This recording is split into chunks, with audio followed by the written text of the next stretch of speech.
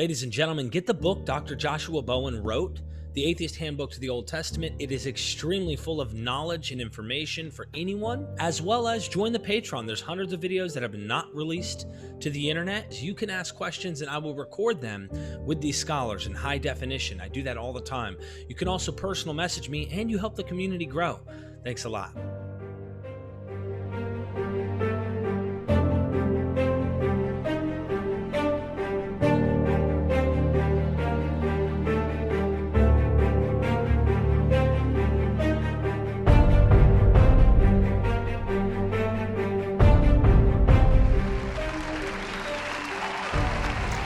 Dr. Joshua Bowen, I've heard it said, and I want to lead into this, Failed Prophecy, in the law, I think it's in Deuteronomy, where if a false prophet or if a prophet claims something will happen or come to pass, and it does not, not only are they a failed prophet, but that they're supposed to be put to death or something like this. Like there's like this code saying, don't let these guys come, say from the Lord said, and then it doesn't happen.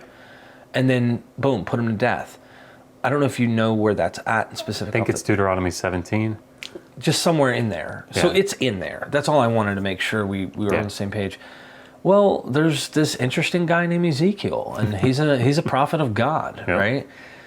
He made it into the canon, which means he passed the test, whatever, right? He prophesies Tyre's destruction, or at least it's overtaken. And it's not just this guy, but I'd like to dwell on that one. Maybe we can jump to other ones after you're done. Did this prophecy actually get fulfilled? Is it a failed prophecy? Did God mean to make it? Take us into the whole topic, if you don't mind. Yeah, it's this is one of the interesting ones because, again, it's a prophecy that I'm surprised when it gets sort of brought out by Christian apologists, because I always think, why are you talking about this one? Because it's one of the prophecies that's so clear that it doesn't happen the way that Ezekiel said it's supposed to happen. And Ezekiel himself says that, right? So it's just so strange to see people bring this out, and not just for defensive reasons, but they bring it out for offensive reasons.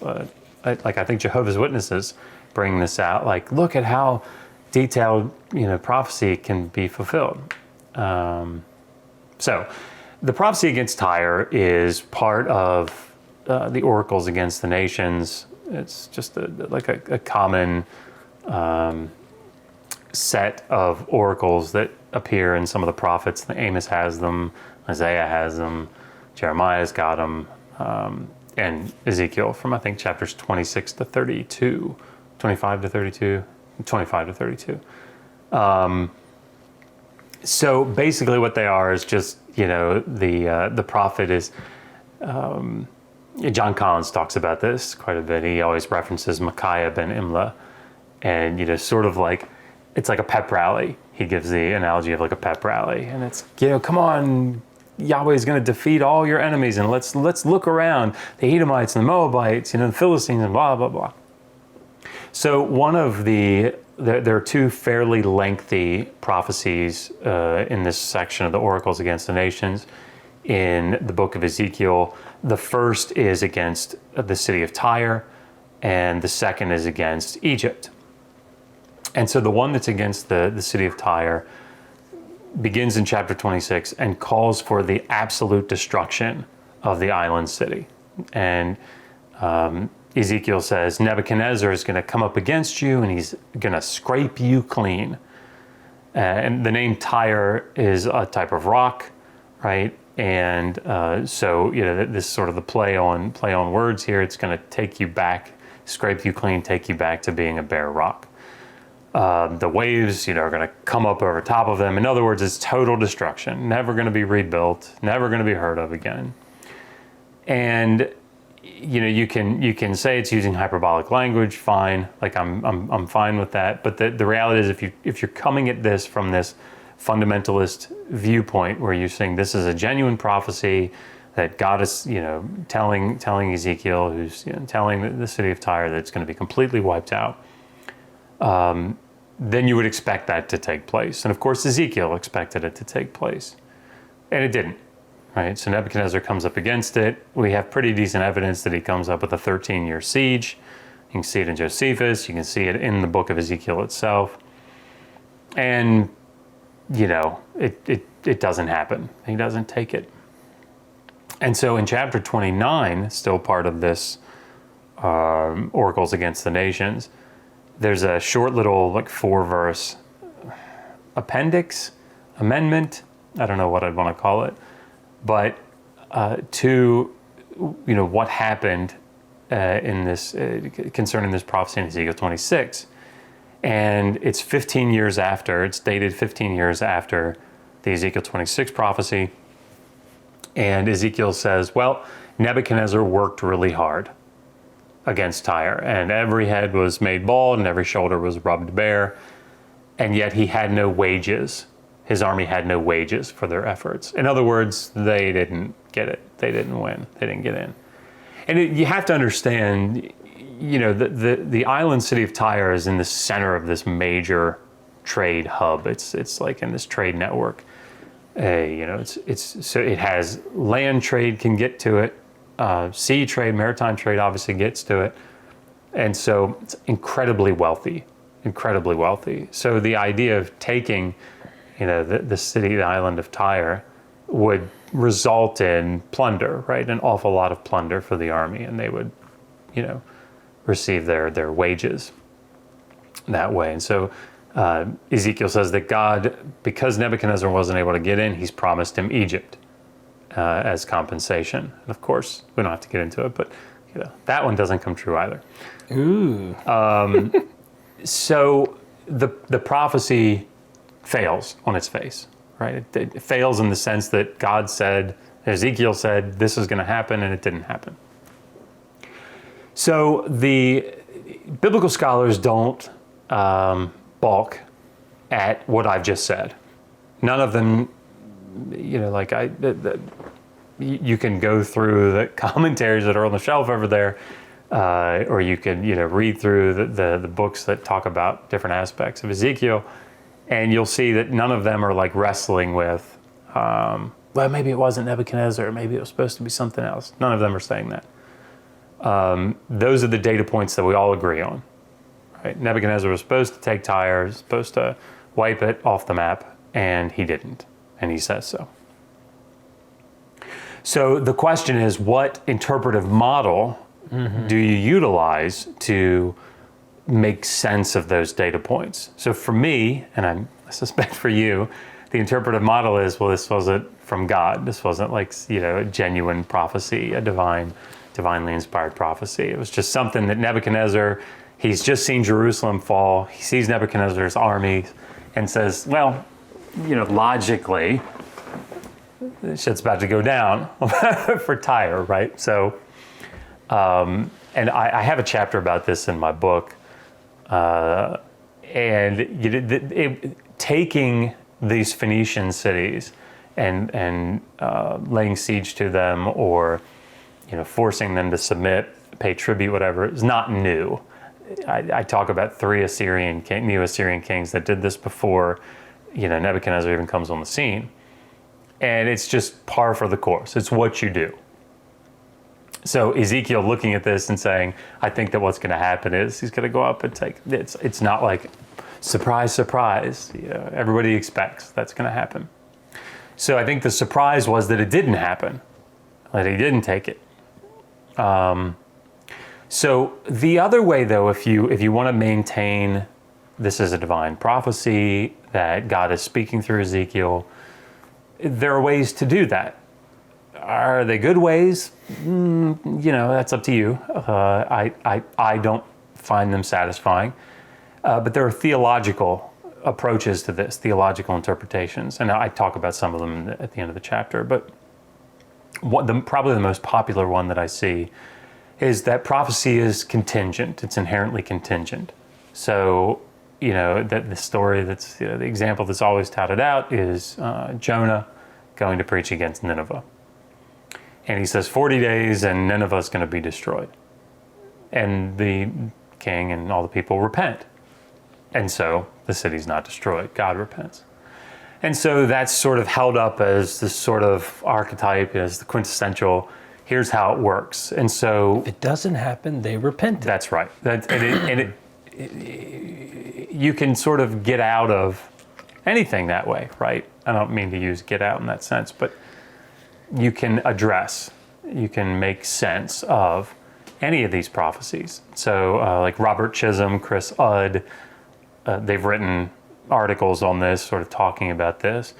But they make the argument that, okay, so if prophecy is contingent, that means that in the same way that Nineveh repented, Tyre must have repented somehow, and so they were spared by God. And of course, then they have to carry that further and say, well, Egypt must have somehow repented, and that's why Nebuchadnezzar didn't take Egypt. So at some point for me, I say, okay, well, this doesn't seem to ring true. But that's the real issue. That's the crux of the matter. Now, Christian apologists, for example, what they, online in particular, what they want to do is try to argue that Ezekiel 26 wasn't only about Nebuchadnezzar. Because, what we know from history is that Alexander the Great was able to get in. Of course, he didn't destroy it either. But neither here nor there at the moment.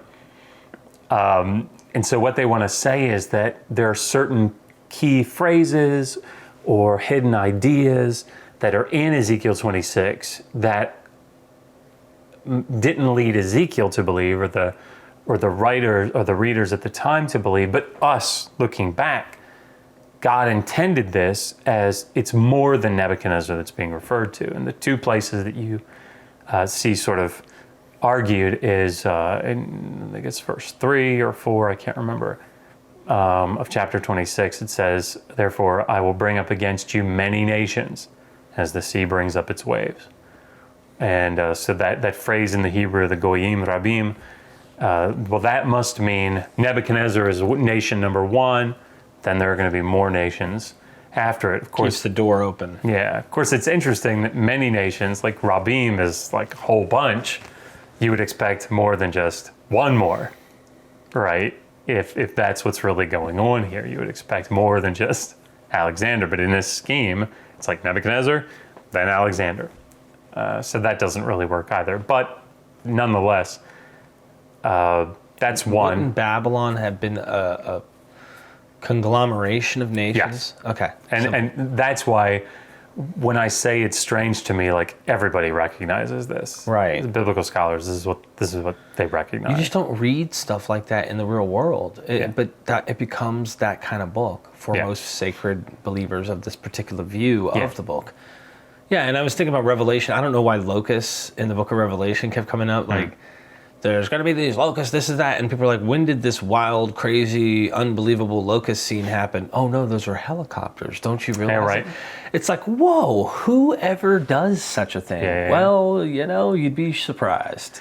Yeah, I mean, again, apocalyptic literature, end time stuff. Like, what is the book of Joel has, I think, like with 3 or 4 different types of locusts that completely sweep over the land.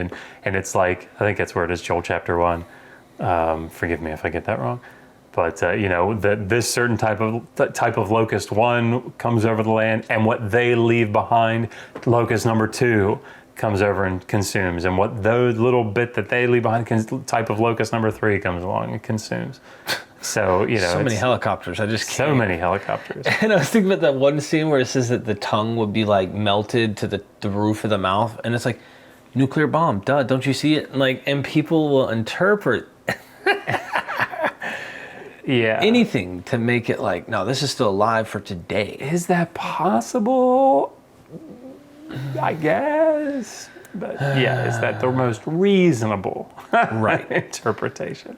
But yeah, so Tyre's prophecy by Ezekiel failed, and I guess the final question in the vein of that is, this made it into the canon, but it also is letting you know it didn't happen in its own book. What does that say about what I said about the prophet who says these things will come to pass but didn't? Like, how was this understood Do you know if anyone wrote on this and how they said, okay, this is okay? How did they rationalize it that weren't fundamentalists? Like, yeah. So I mean, there are a couple of things. One, it's been argued, I think probably convincingly, that the fact that that remains in the canon shows probably an early date, right? Why would you make that up? Is the point, and put that in there? So it's probably goes back to Ezekiel. Now I'm not an Ezekiel expert, and dating things and trying to figure out is this layer 1, layer 2? Like that's a very specialized field. So nobody should just take my word for that. But the other thing that I think is important in this is that I think it's pretty clear in Ezekiel's mind. So if you go back, I think it's chapter 13, Ezekiel starts to have problems already with people thinking that he's not a real prophet, right? And so I think these oracles are supposed to come from God at these opportune moments, these auspicious moments, to provide him with, this evidence that indeed he is a prophet of God. Mm-hmm. And so this is probably what we see in chapter 29. So I mean, if we lay this out, sort of paint the picture, Ezekiel prophesies in 585, roughly 586, 585. As my 3-year-old's coming down the steps, but I'll finish this up. But 15 years later, it still hasn't happened, and that's a long time. That's a long time for that prophecy to fail, or for it to not come to pass. And you've got to imagine that people are looking at, like, talking to Ezekiel, or thinking about Ezekiel. Ezekiel's thinking to himself, okay. I mean, because if Nebuchadnezzar laid siege for 13 years and then stopped, now 2 years have gone by, and it's like, hey, Ezekiel, like, didn't you say... Looky here, a word from the Lord, thus says Yahweh. And it's like, okay, a little convenient that that's coming, But I think what that was to do was to set it in place so that it's not a failed prophecy. It's like God somehow made this decision, right? And so as far as Ezekiel is concerned, this allows for this interpretation to take place and have it not be this incredibly problematic thing that we see in the book of Deuteronomy.